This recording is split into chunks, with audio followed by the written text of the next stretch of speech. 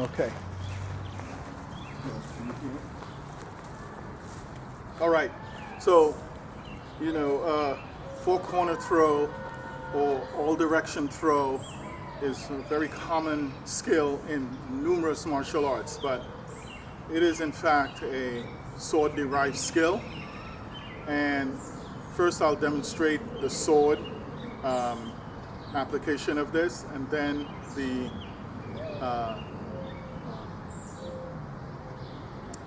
empty hand version of it, okay? So, here we go.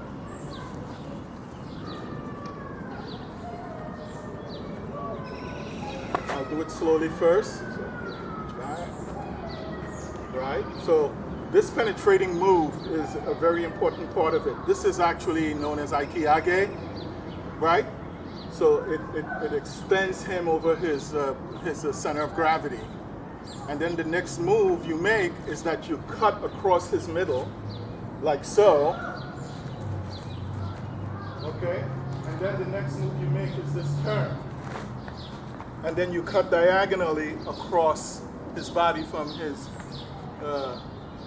like a reverse kesa, cutting diagonally across the body. Now, the problem a lot of people have when they're doing this empty-handed, and you'll see what I mean, is that once this part happens, the turn is done often like this. And you can see how that puts me somewhat off balance. The sword is behind me. So if I have my opponent's arm, all he has to do is pull down and I will fall. So the key to this movement is to move from the hip sharply and keep the sword oriented at your forehead. So it's like that, okay? Again, so it's like here. If it's here, no go. Okay? So let's see that again.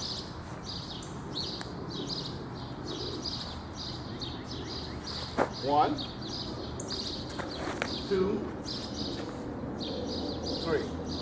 All right? So that's the basic sword skill. All right?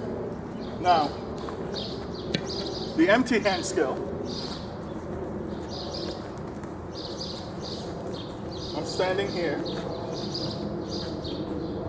and he reaches and grabs me. If you look at what's happening here, my arm isn't out here or me giving it to him to grab. He has to reach in, and when he reaches in, I perform HapGi Wee or Aiki Age. That puts him off balance. Now the next move is that I step. See, so he's off balance here. I step with his arm extended, okay, so that his wrist, his elbow, and his shoulders are locked straight out. Then all I have to do from this point is cut diagonally like this. Now, what often happens is that you see this turn. You see that. This is the safe version of it. Okay? Not a bad version, but it's a safe one. Okay, so this way I don't break his wrist, elbow, and shoulder. Okay? So, again. So, right? And down.